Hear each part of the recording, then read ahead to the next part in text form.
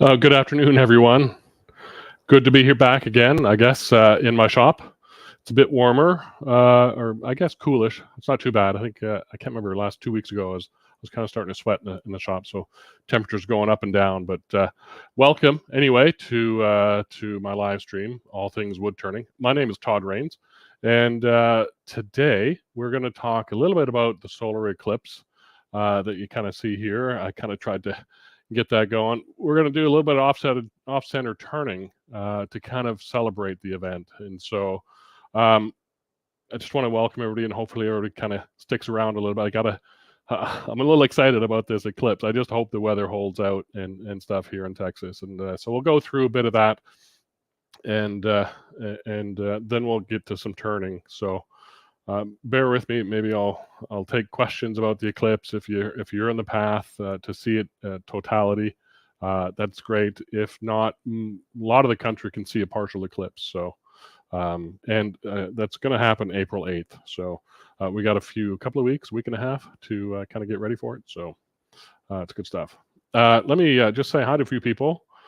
We saw Michael join, and Lane Bradford. David Perez is here. Thank you for joining.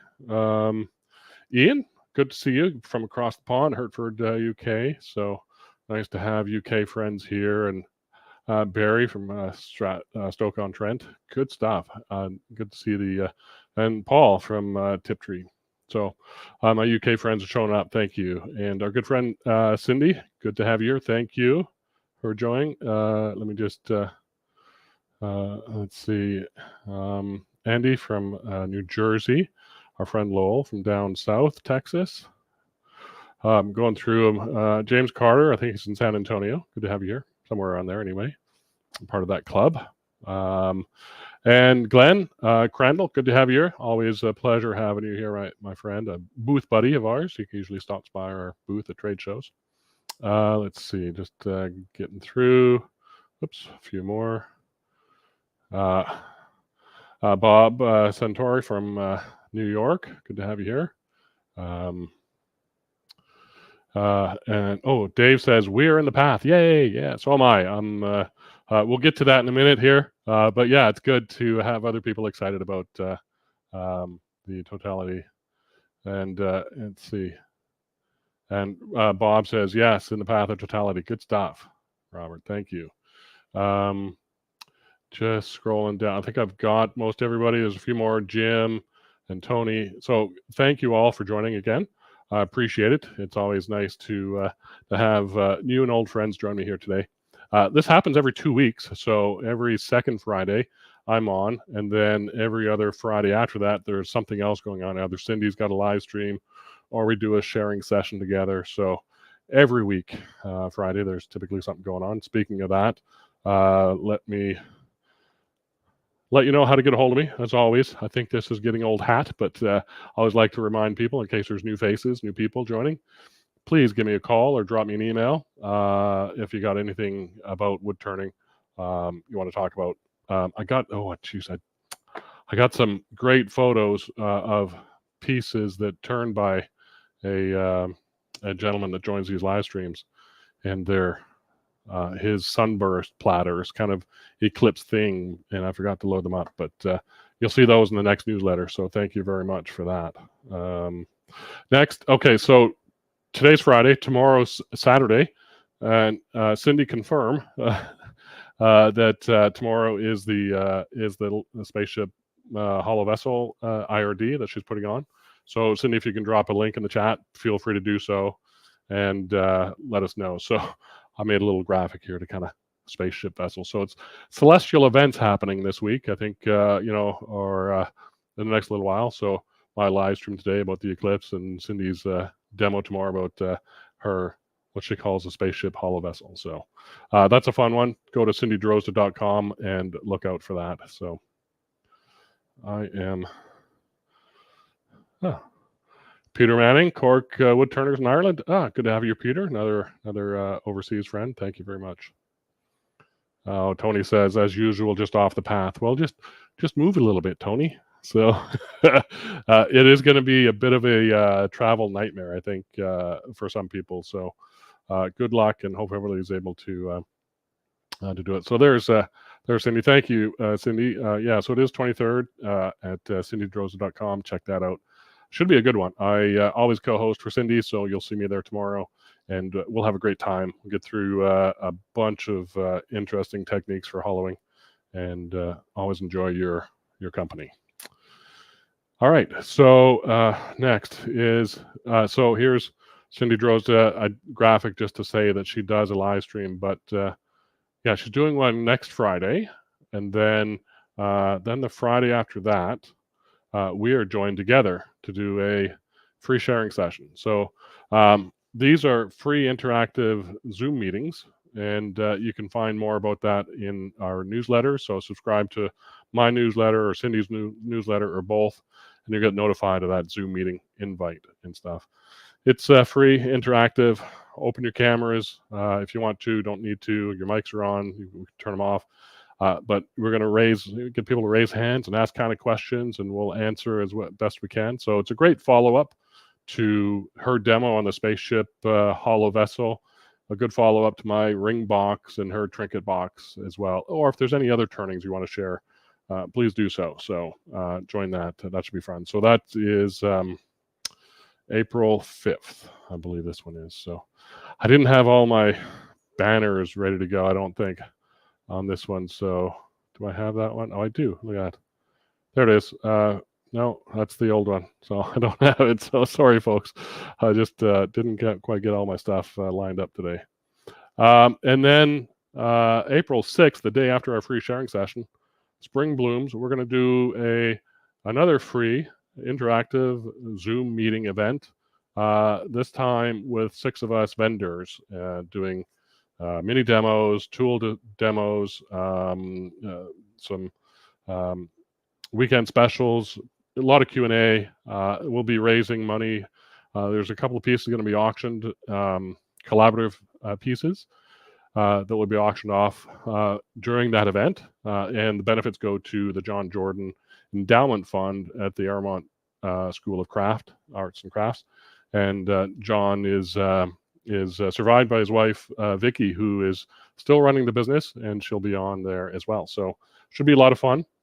Take a look and find those on our events and our newsletters as well. So I think that is all I've got to show. So we're going to dive right in to looking at my phone eventually. A few things. So last 2 weeks ago, I showed the ProMount carving stand and how I use it. So let me back this out just a little bit. And so I finished that stream with a couple of pieces, and I showed some pictures afterwards of those pieces, sawn apart finally.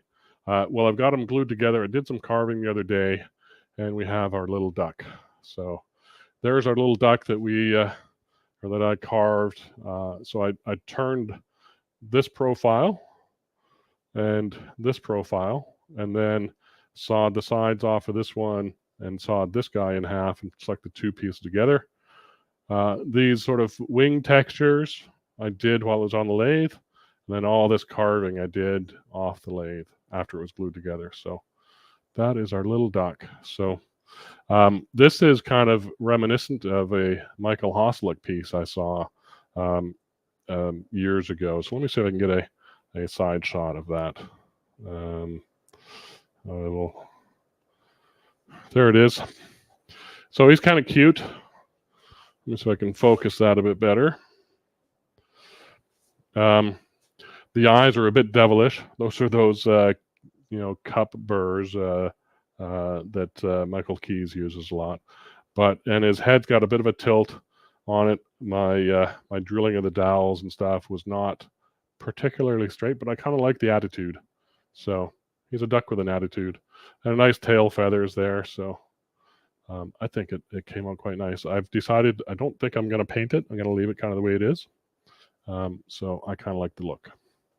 Let me know what you think, and love to see somebody else rendition of that kind of product as well, or that kind of turning. So let's just see. I'm just checking the chat. Robert or Bob says vendor showcase is great. Thank you, appreciate it. Let's see. Here's a question. Any thoughts about raffling off an opportunity to collaborate on a piece with a vendor showcase vendor? Well, that's a great idea, Robert. Yeah, that would be interesting. Well, Cindy, let's make a note of that. We'll talk about that. We're meeting next week, I think. So I think that would be a neat idea. I hadn't thought about that, and so we'll take that. And I don't know if we'll be able to address it this one, Robert, but maybe that's what we do next time. We do some collaborations with other folks. Cindy says, "Cool duck." I think so. I do like the little guy. I think he's kind of cute. So I'm happy the way his head's just sticking out under the banner there. It's kind of funny. All right. Ron, not too late, so that's fine. Thank you for joining. Appreciate it. Tilt is natural for a duck. I believe so too. So I do kind of like the way it looks. Oops, the banner's right in front of him. So he's got a little tilt to his head, and he's got a little attitude. So I like it. Aaron likes the duck. Thank you. Love the duck. There's Cindy again. Yeah. So Douglas, good to have you here. Thank you for joining. Wood duck. Yeah. So Dave Bender, good friend of ours. Thank you for joining, David. Appreciate it. Good to see you or have you here again.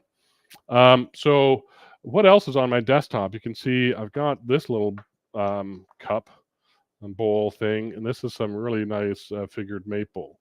This is actually out of a piece that I am exploring to make some other turnings from. I got massive amounts of this over there, and I've had this stuff for 20 years, but I'm just in the middle of finishing this. This is one coat of water locks on it, and did some dyeing techniques just to see how the dye would accept into this figure and how it's going to work. So it's more of an experimental piece to kind of see, but it'll be a good little nuts and bolts bowl for the table in the house.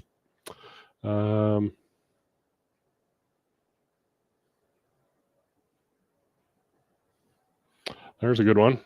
Ron says, "I'm an old decoy carver, never considered trying to turn one." Well, there you go. Now you got a great idea to start with. He's in the duck pond. Ducks in the duck pond. All right. Let's see. I wanted to go over a couple of things, Eclipse wise, for a second. So bear with me.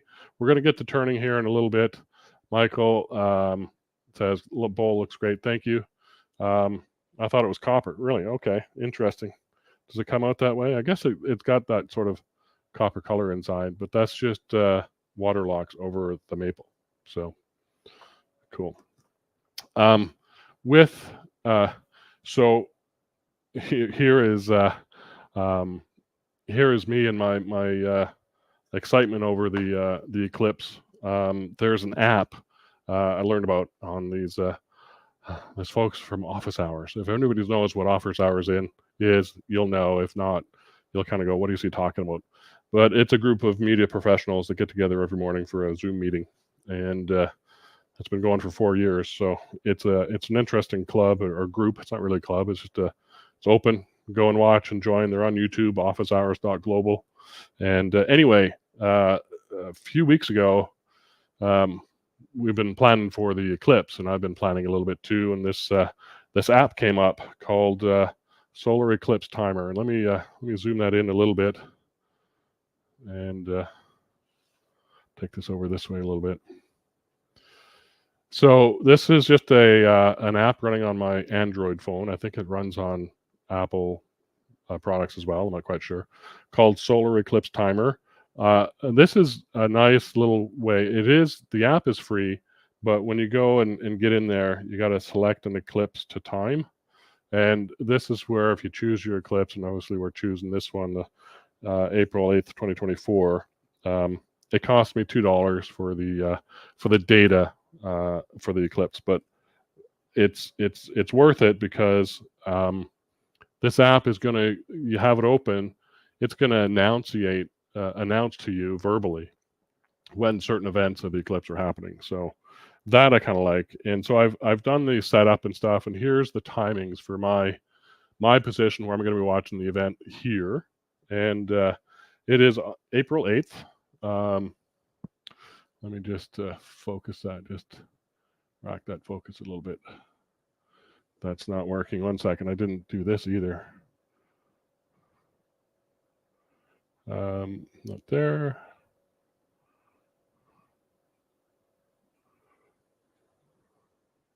There we go. That's a bit better.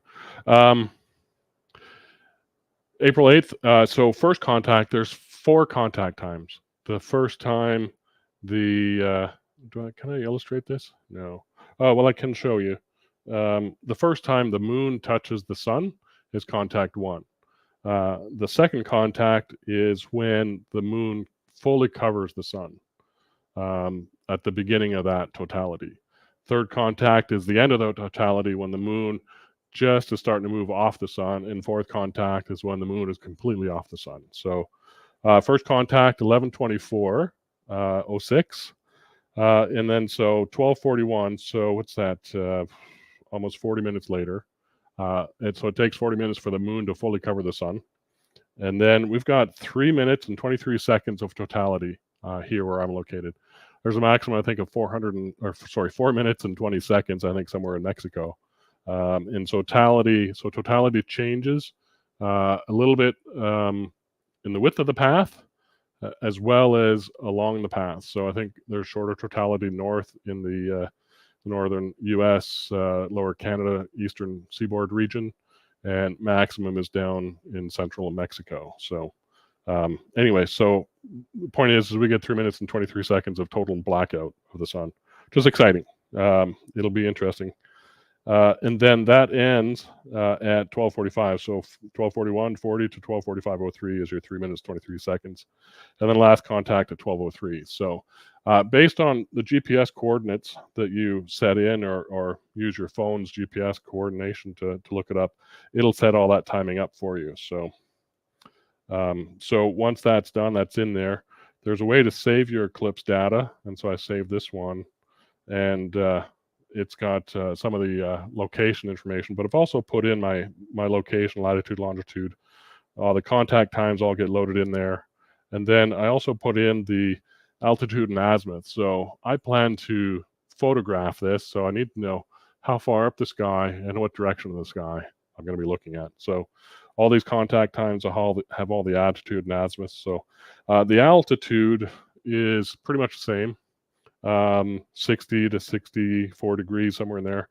But the azimuth changes from 146 degrees to about 187 south. So it swings across the sky. South, for me, south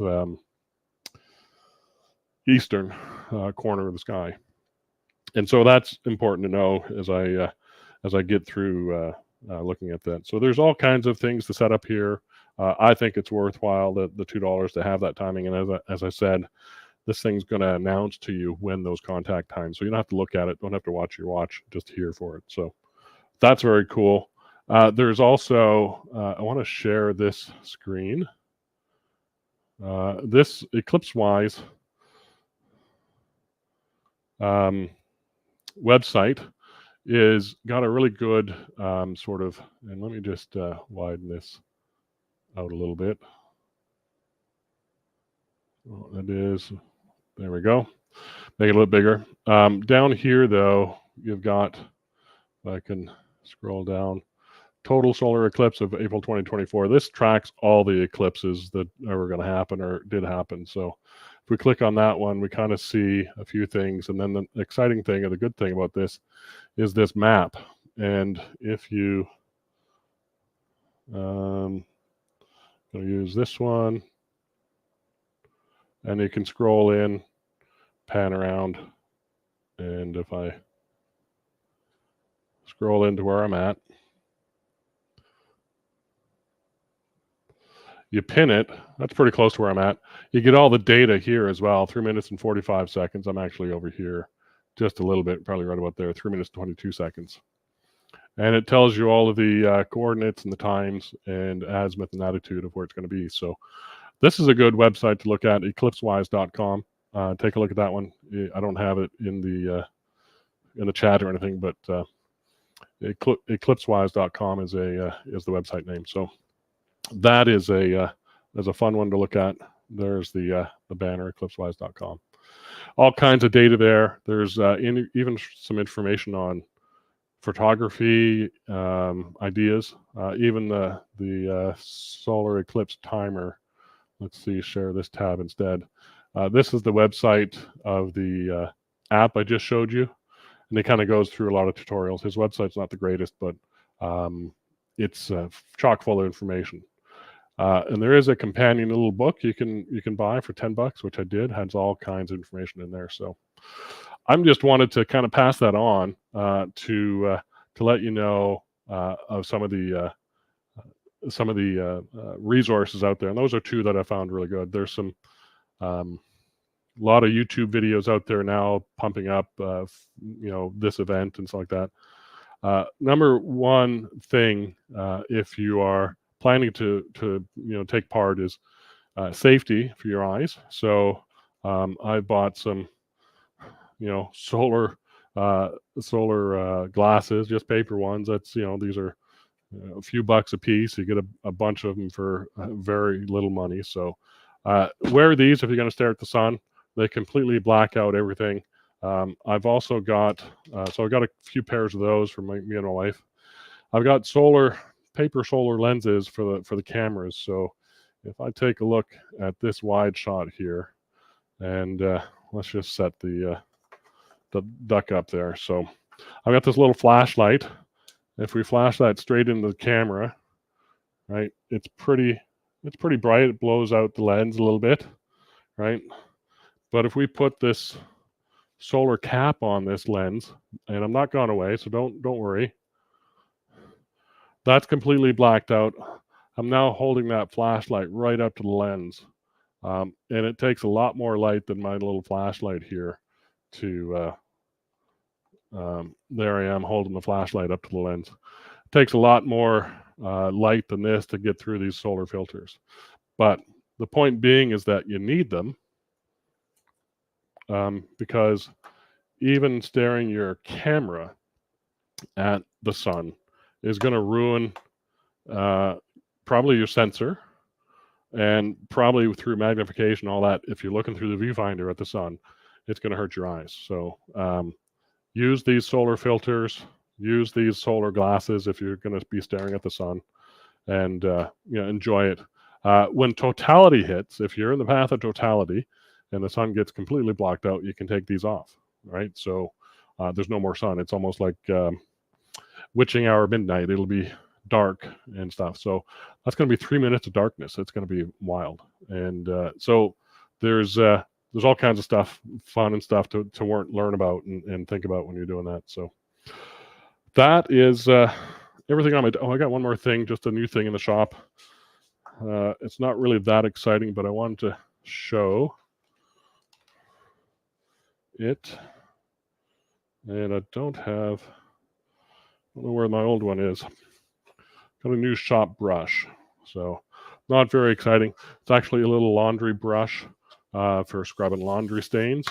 But I needed something to clean out the flutes of my gouges and stuff like that. My old one, which, it's in the drawer here,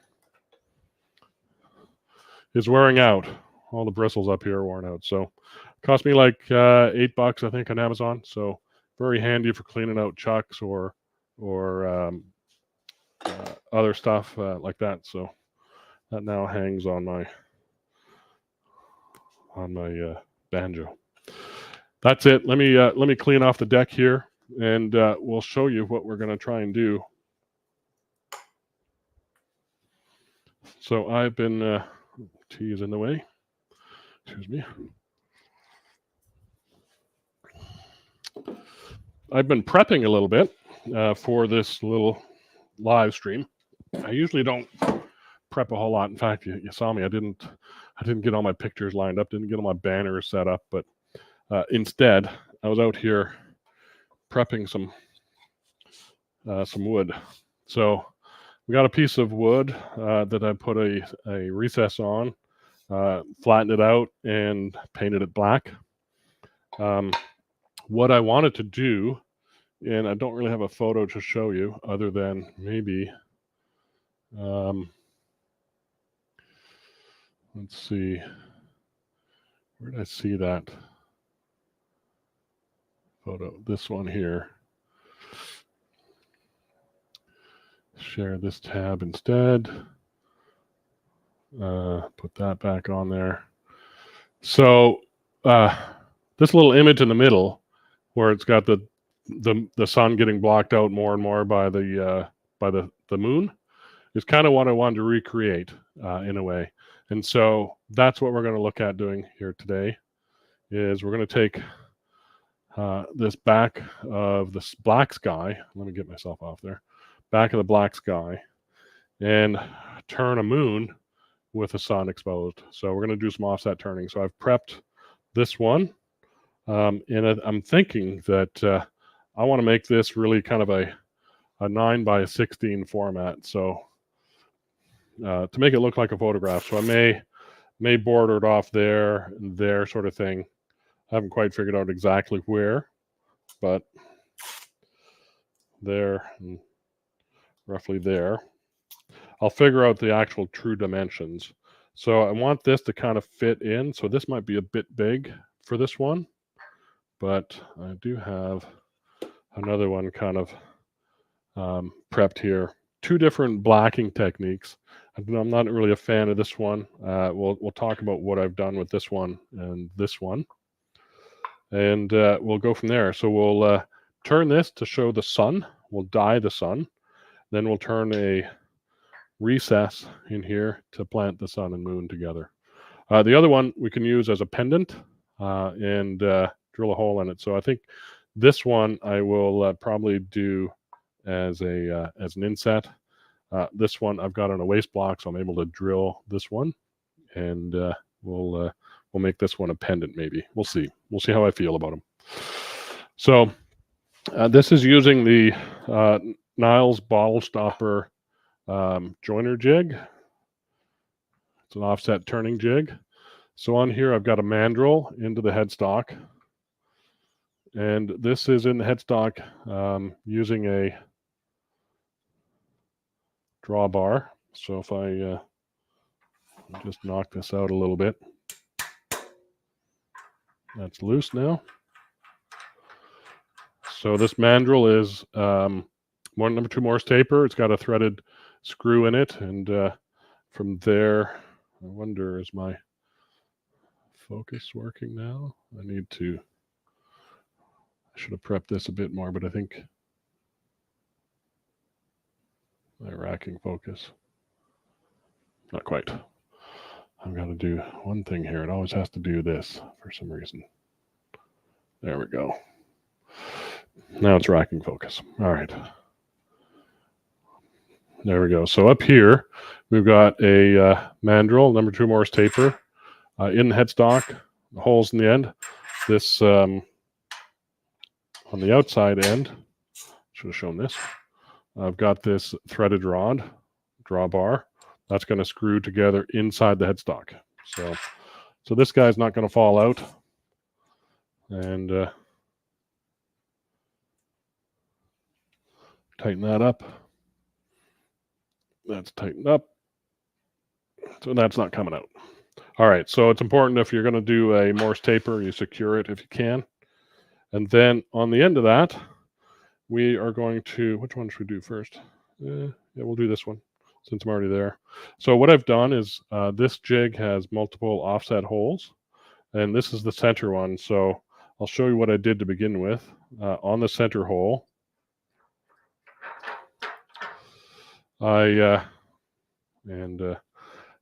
this is a 2-part aluminum piece. These little screws hold these 2 parts together. I'll pull this second part apart. So there's 2 ways this jig works, and I had to kind of remind myself how to use it the other day. So here's sort of an indexing plate.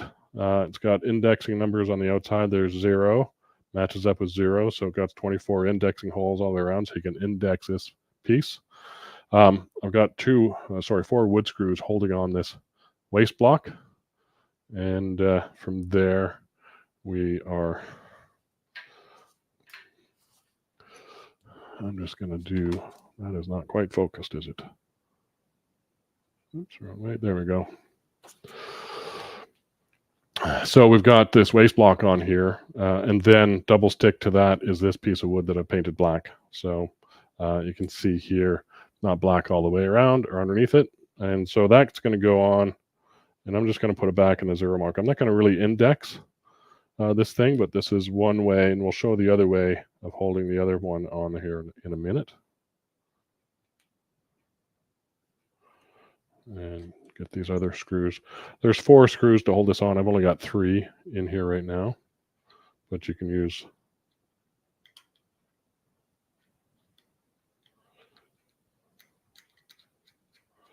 you can use 4, but 3 will hold it.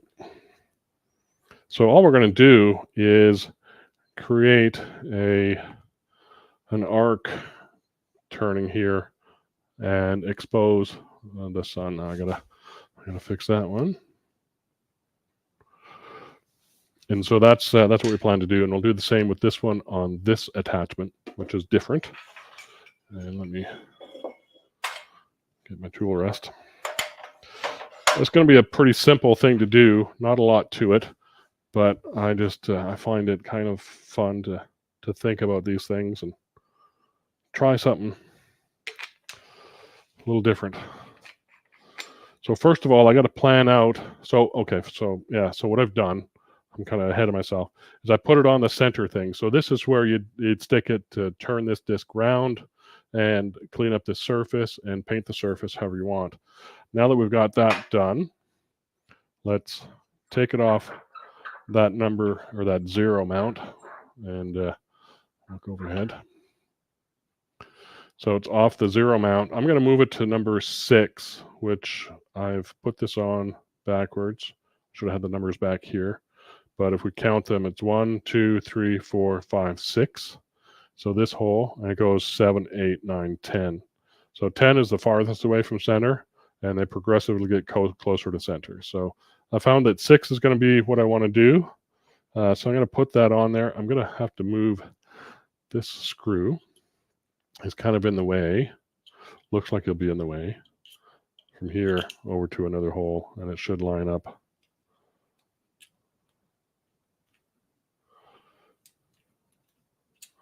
Just fine there.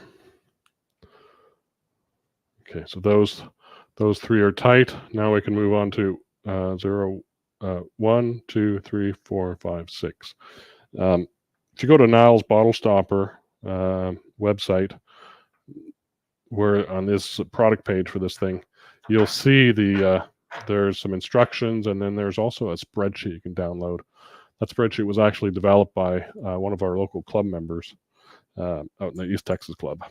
And it kind of goes through, you can set all the parameters and see exactly what the pattern you're going to get here. So you go wide. Does wide show fairly well? Yeah, that's the problem with working on black. It's so hard to kind of expose. That one's not bad. All right, so we'll use this one. So if I hold my pencil up here, I'm not going to mark it exactly, but we'll kind of get an idea of where it's going to go. Maybe I'll just gently mark it.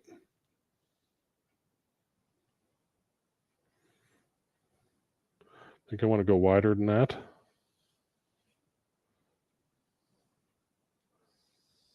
So somewhere about there. So that line is going to represent the moon going over the sun. So we're going to cut away this part actually, right? So I want to kind of set myself up for success. And I want to see where that line comes right over the tool rest. And you could do this with, if you have a flat platform, a lot of people do this with doing, indexed versions of things, is a very incremental, being able to move your cutter where it's going to engage over. I'm not going to be quite scientific. I'm going to line it up there and get myself a Sharpie. I'm going to lock my tool rest down. Maybe I'm a bit too close. My tool of choice is going to be a little 3/8 spindle gouge. And we are going to mark the tool rest right there. And that's where my tool is going to go. from that point out this way to expose. I wonder, do I have this? Yeah, expose this inner part here. Let me just zoom that in a little bit. Sorry about the camera movement, but when I had this set up, had I known exactly what I was doing today, I have to actually move my tool rest a little bit. All right, so now we're going to cut right in here and expose this maple on this side. So let's do that.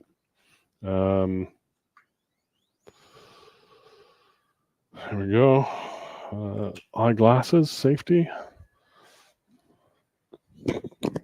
All right.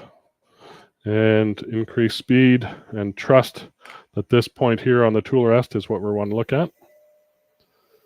I'm using a spindle gouge. Hopefully I don't skate.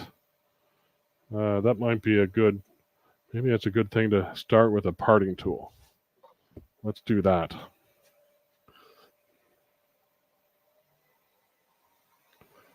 Start with a parting tool. I can kind of just barely see the ghost of that line, the pencil line.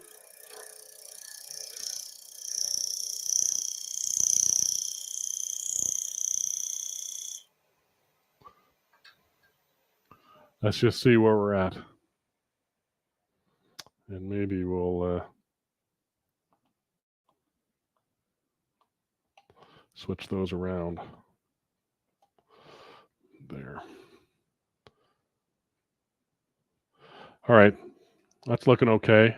So now we'll expose all of this as the sun. That'll be the moon. And we'll have to erase those pencil lines in there. All right, so now the spindle gouge, just to kind of scrape away and cut away the rest.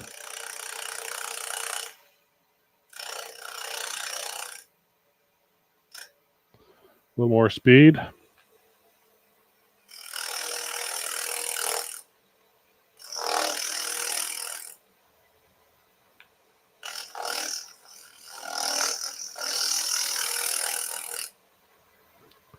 Let's see how we're looking.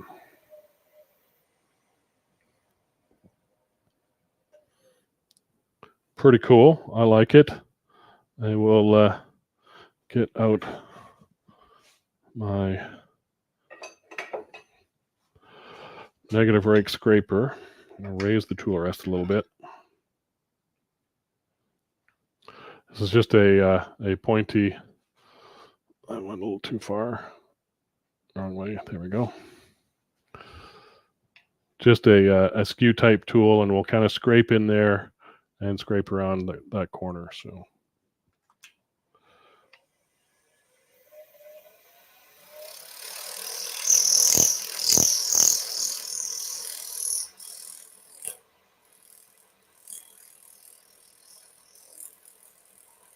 It is a bit of a radius on it.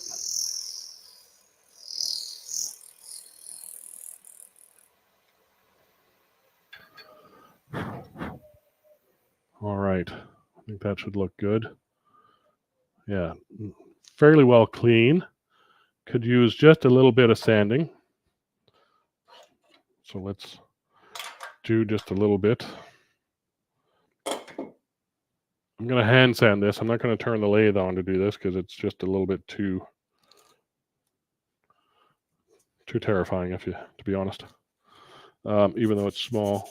So just a little. I've got 240 on here right now. I just want it smooth to accept the die easier. So I'm going to go up to try and 400. So we're going to use some alcohol-based dye, just some stuff I happen to have available to me.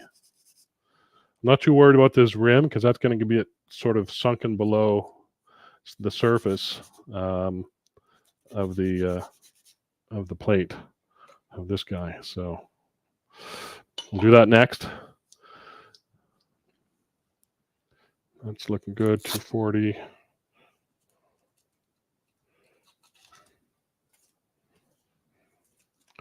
Where's the 320? There it is. It's always the last one I want to look for.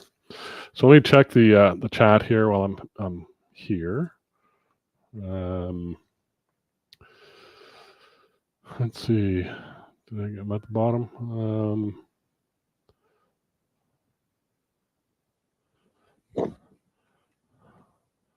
Cindy put in the officehours.global address, so thank you for doing that. Gordon said, if anyone is traveling by air in the Eclipse path, there may be navigation problems. Could be. I don't know if anybody's doing that. That'd be interesting. Or just here. So if I'm crossing the Atlantic, I will miss it. Yes, probably Atlantic. I don't know where it goes off after it exits the continent near Maine, Vermont, Maine, and then it goes through New Brunswick, I think. So I'm not sure. Check that Eclipse-wise and map the path, and you might see it. How are you going to photograph it? Good question. So with that camera, this one here, if I turn, oops, not that, this camera here that you're viewing me right now is just a mirrorless micro four thirds. It's a Lumix G85, and I'm going to put I've got this lens. This lens on this guy is a 12 to 200 Olympus lens. So if I zoom this guy in, out, that's all the way out. Here's all the way in. So this 200 millimeters on a micro four thirds sensor gets me about 400 millimeters reach. And from what I've read, 400 millimeter reach is going to give you a good frame for having the sun in the frame. So if I look at, let's just do this. This is me in my shop. And so if this is the frame of the camera, this whole green screen you see, I'm on there twice, let me get that off. Then I think it'll put the sun at about this size in the frame. So, which is going to be pretty good. It might be a little bit smaller, but I'll get all the corona, all the action around it. So if you had a longer lens, you can get it bigger in the frame. So 600 millimeter might be something like that. And so that's going to work for me. I'm going to have another camera that's a bridge camera that's going to has a 2000 millimeter tube extension, which is, it's not the greatest quality camera, but I'm going to try and get some close-ups with that one as well. From what I've read from exposure, I'm going to keep the f-stop about between 5.8 and 8, somewhere in there.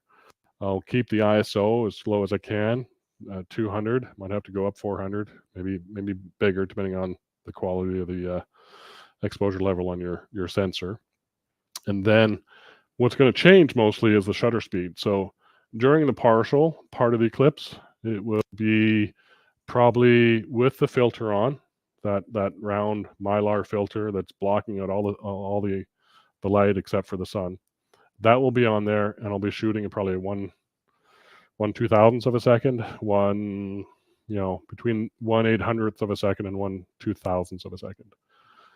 Once totality hits, or right at the edge, start or beginning of totality, then you can take the sensor off, drop the shutter speed down to 1/250th or less, depending on how much light I can get, and shoot that. And then during totality, the filter's off, and I'm going to experiment with different exposures and stuff. So we'll see that. I think I'll be bracketing all of those exposures, +1 and -1 stop. And so I'm not sure if my camera will process the image quick enough to get all the images I want, but we'll give it a shot. I think bracketing will help me if it's underexposed or overexposed or just right. We'll kind of see. So that's my plan, and I've learned all that just from researching on these two sites and this book that guy has. So yeah, I do plan to photograph it. Most of it's going to be black sky or black background with just the sun showing up, kind of like what we're doing here in this turning. So let me just it's a good question. I'm excited about it, so I talk a little bit too much about it. So I bought solar caps for my binoculars. Excellent idea. So if you have binoculars, get some solar material and put them on there. It's going to be one of the best ways of watching it. I plan to use my binoculars in front of my solar glasses. I'll have my solar glasses, my glasses, and then binoculars looking at it. And Shelly's got the same sort of setup. We've got solar glasses for her there. So let me get this shot back on there. Did I see the? Yes, that's what we're using here today. Right now is the joiner pendant jig. Yep. Let's see. Rich asked Todd, "What's the most famous painting of an ellipse?" The Mona Lisa. That's something John would say. Thank you very much. I love the funny puns. Well done. Robert Bob. Okay, so you can get to 400 millimeter equivalent. Yes, yeah, I can with the micro four thirds. It's about a 2 times crop factor. So that's the full frame equivalent. Yes, I think 400 will be great. You should be able to get the entire corona, not miss it if the pointing off a little. Yeah, the only thing I don't have, Robert, is a tracker. I don't have one of those electronic trackers, so I'm going to have to move the camera myself, which is going to be probably the biggest challenge. Also, the other thing is I've got a shutter release. If I have it here, yeah, I've got a shutter release mechanism for my Panasonic, so I can take pictures by pushing a button. I don't have to, push the actual camera and that far out, that sort of length. Any shake is going to be very noticeable. So, yeah, if you got a shutter release, use it for sure. Sturdy tripod, sturdy mounts, that is all important. So, all right, 320.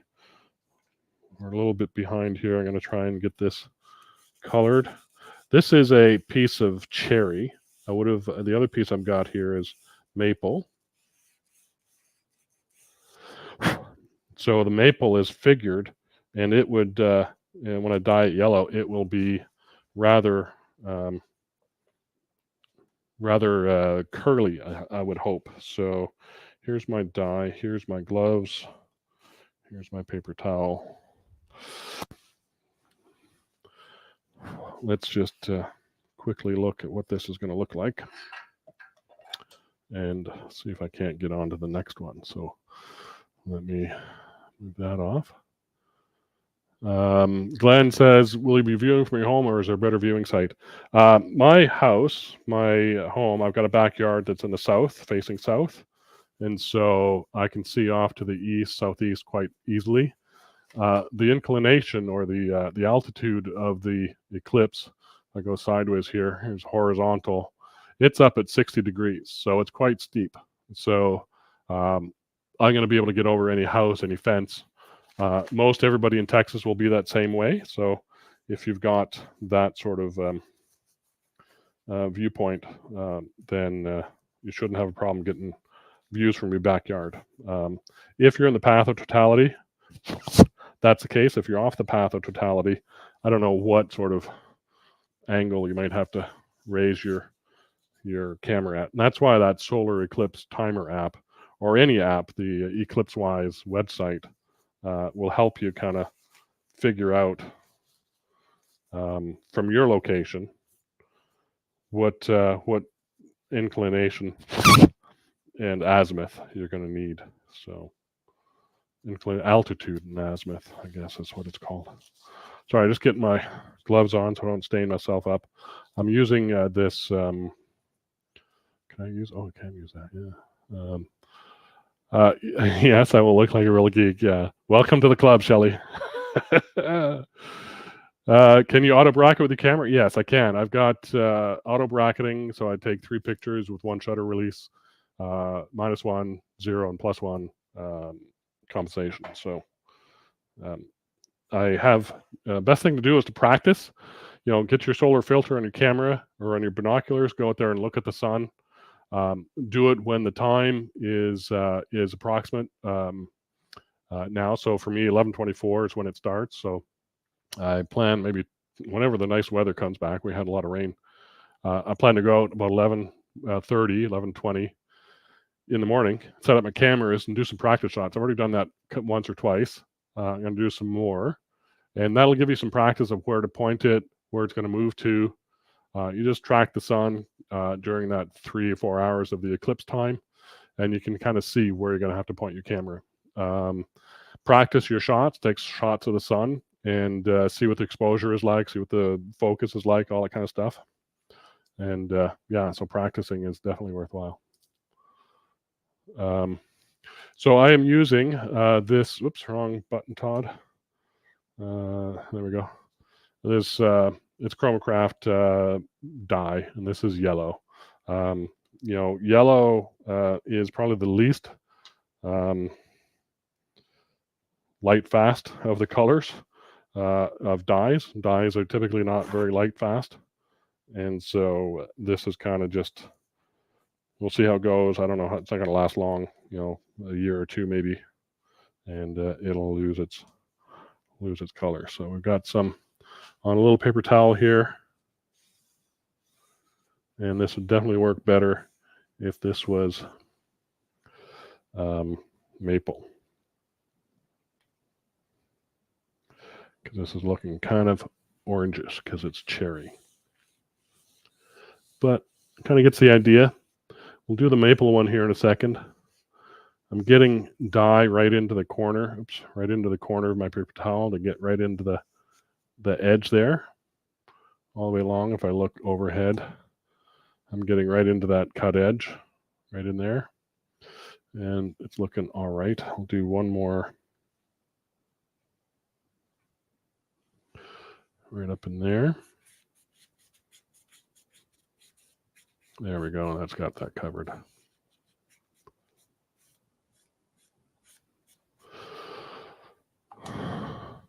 So that's our moon and our sun. Let me get this bottle covered before I spill any dye anywhere. And then let me just clean that black off. So I'll put maybe another coat of black. What I used for the black here is I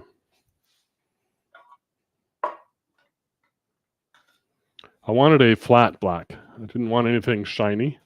So I've got some black acrylic gesso. That's what I painted this guy. Not that one, this one. That's what actually, let's try this one. This might work better. That's what I painted this black with, right? And then yellow dye there. So black acrylic gesso is what I used. For this guy, that's a bit shinier black, and it's actually kind of a purpley black, not a very true black, unfortunately. It is from a marker, and this is the Copic marker. But it's quick and easy. This you have to let dry. This dries really quickly. So the gesso dries, I left it overnight. Actually, this one I left 3 hours ago. So gesso seemed to work nice and flat, sandable, and stuff. So let's say that one is done. So this pops off, just double-sided tape, and that is ready to inset into our black box. That's kind of going to look cool. Let's remove these guys for now because I don't know if that's exactly where I'm gonna put it, but that will look kind of cool as an Eclipse thing. So let's do the other one while I'm here. So if we look back at this jig, I've got these screws. Let me take. I'll leave these on. Actually, I'm gonna take these screws out.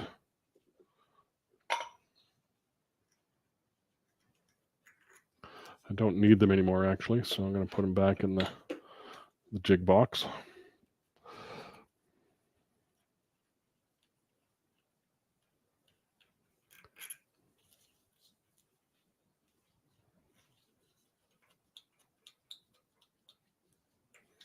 So that just removes this faceplate that we can reuse, get new sticky back tape. The tape I got, I don't really know. It's called Manco, and it's really thin, but it works really well. I can't remember where I got it. So, but there's other different types of sticky back tape that will work. What I like about this is it's really thin, so it's not going to give any sort of sponginess, right? Some of those thicker tapes are kind of spongy. You don't really want that when you're turning. So put that over here. Okay, so this one is a aluminum button that I've double sticked this piece of maple to. So this is another way to use this jig in the same manner. If I had the whole jig, what it did is the whole jig was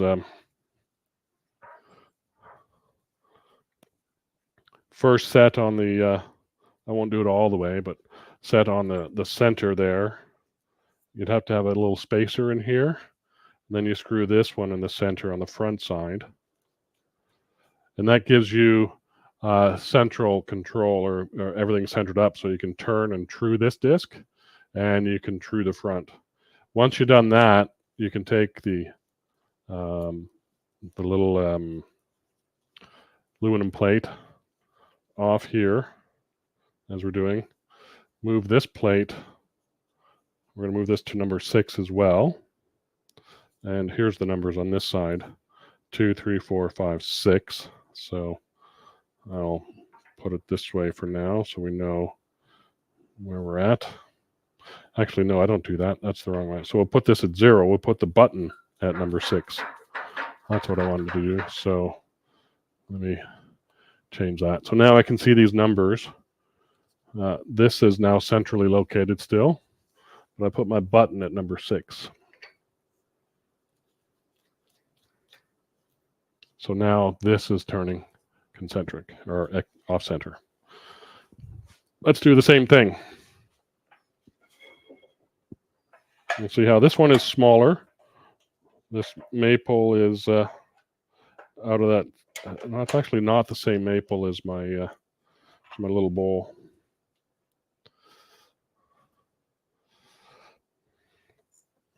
I'll just kind of line up again with my pencil to see where I'm gonna just tighten that down a little bit.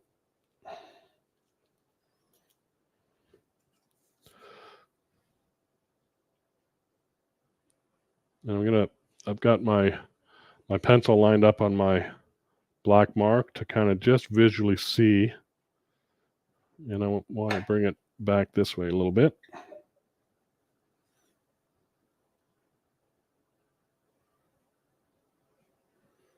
I think that looks pretty good. So we'll leave it about there on that. This is all judged by eye. I don't have a formula or anything. So need my safety glasses. And we'll do this one. And maybe we'll put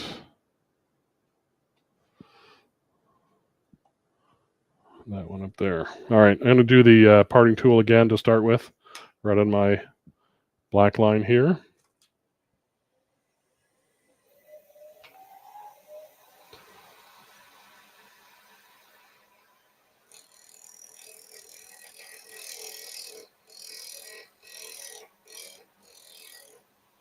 We'll stop, we'll take a look.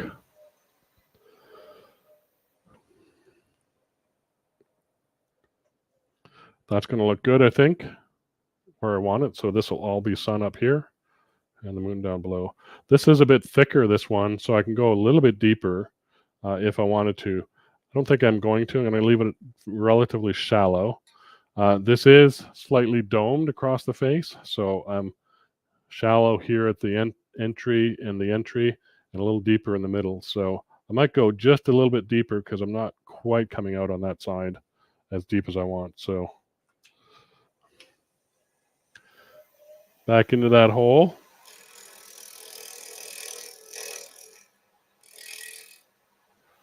And we'll go there. I'll use my spindle gouge and scrape the rest out.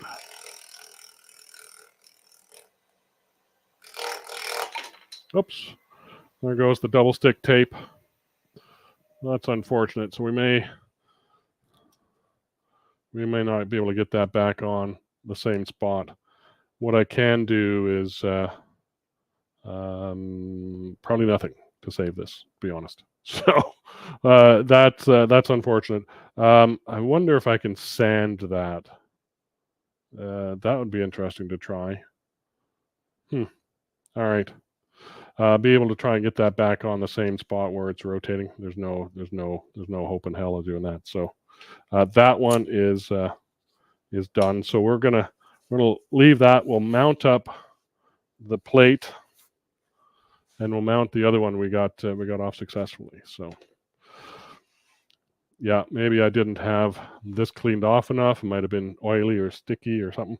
I might have been a little too aggressive with my cutting, but small pieces are not gonna do too much damage. So we'll take that joiner jig off and undo the drawbar.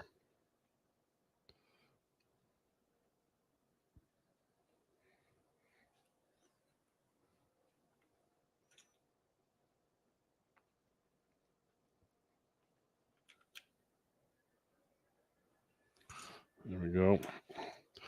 And then knock out the mandrel.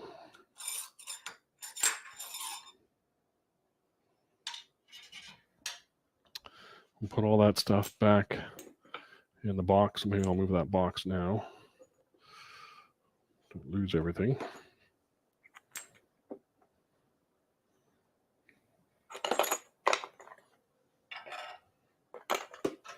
All right. So we need a chuck. I've got my chuck here I use for my plates.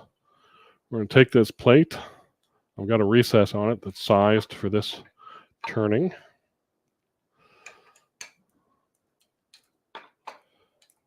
And there we go. We've got to kind of measure this guy to see how big he is. And we go overhead like that. I've got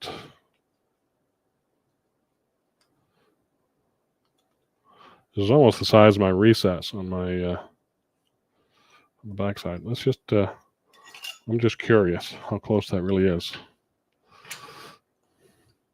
Oh, look at that! Got a little blood, a little cut off of that guy. So just about the same size as my recess, believe it or not. So interesting. Good stuff. All right. Wrong way. Expansion. Let's see how well that spins. I did flatten this, so it should be running nice and true, which it is.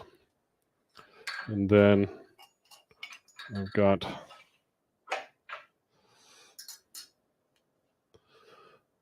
there is a center mark here. You can barely see. It's hard to do black projects, but there is and this one actually might get it better. It's different exposure. So yeah, you can kind of just barely see the, let's use that zoom. You can just see the center mark there. And so that helps me just to make sure I get this kind of set up on center. And so, because I don't want to mark outside, I don't want to mark outside where I need to scribe. So I'm going to start inside. And this guy is not very sharp anymore. Maybe I'll use this side. And scribe that side inside there.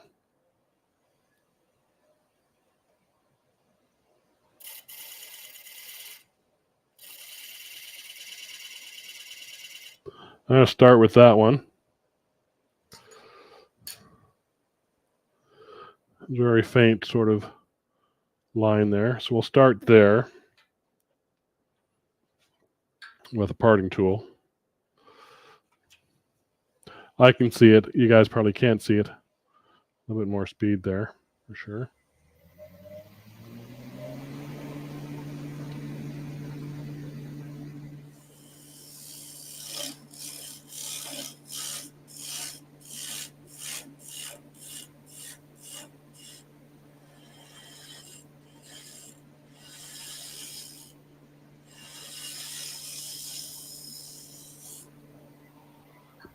see how close we're doing with. This does create quite the fan noise because it is square. If it was round, then it would be, yeah, no, we're not close yet. Probably another millimeter out. And I think I might actually use my, even though I don't need to, this sort of dovetail recess scraper is very handy in these situations. Just to be able to pull and scrape a,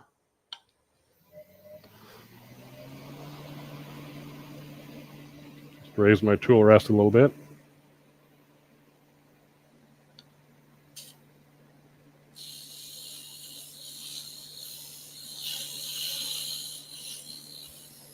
So we will pull it towards me and kind of make that recess a little bit wider. Is very handy. I'm a little bit too high. Being aware my fingers don't hit below those square corners.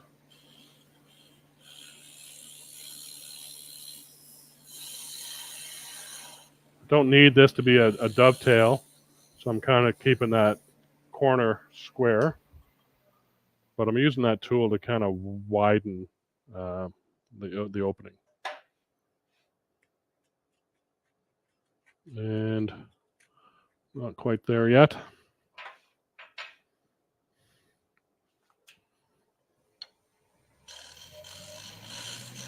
Depth-wise, it's pretty good.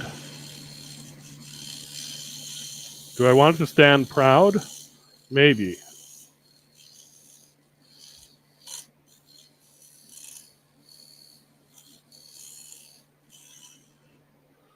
Maybe just a little bit. I don't know.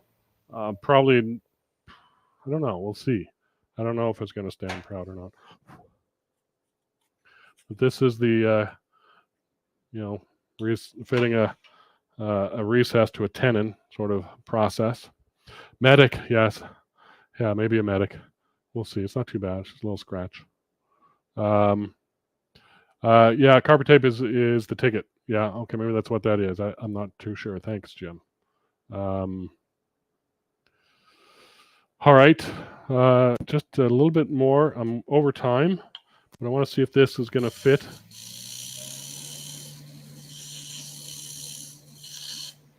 So bear with me as I on and off again to get this to fit. Oh, there we go. That's got to fit. So now I got to just clean up.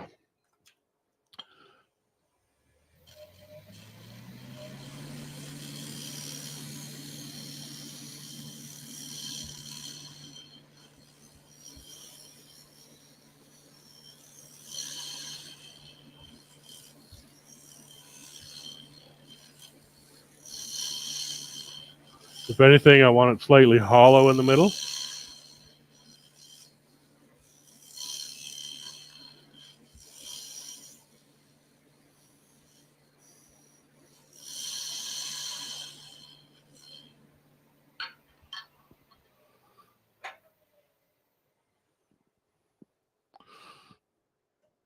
Oops, zoom that out a little bit.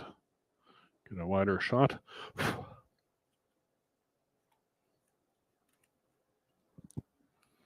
There. There's our Eclipse. All right. I like it. It's a pretty good fit. I just have to do a little bit of touch-up paint around the edges here where it kind of got a little torn up. I have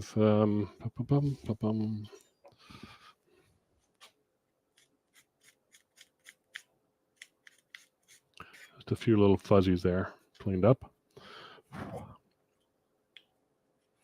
Let me this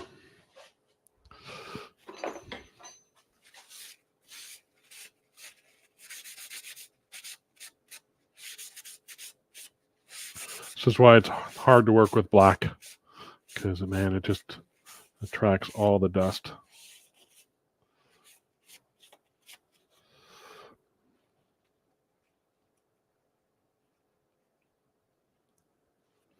There we go.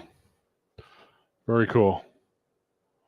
There is the Eclipse happening as we speak. All right. Well, thank you for your indulgence in my little trip down the eclipse path. So it's been fun. I'm excited about showing this thing. So um, let me put this one up in the corner behind me, so you can kind of see it there. Um, we are. Let me do that one. We are about out of time. I'm actually over time about 10 minutes. So I want to say thanks to everybody for joining, and hope you all had a good time hanging out with me here today. Be sure, if you're able to, watch the eclipse. If you're not in the path of totality, you can still see the partial eclipse. Make sure you use your safety glasses or your solar filtered glasses, solar filters on your binoculars. Be safe, enjoy it, and have fun. So yeah, solar eclipse. There we go. All right. Thanks all for joining. Appreciate it. Everybody have a great weekend. Be sure to tune in tomorrow for Cindy's demo. I'll be there. And otherwise, have a great weekend. And we'll see you next time. And until then, be kind, everyone. All right. Bye, all.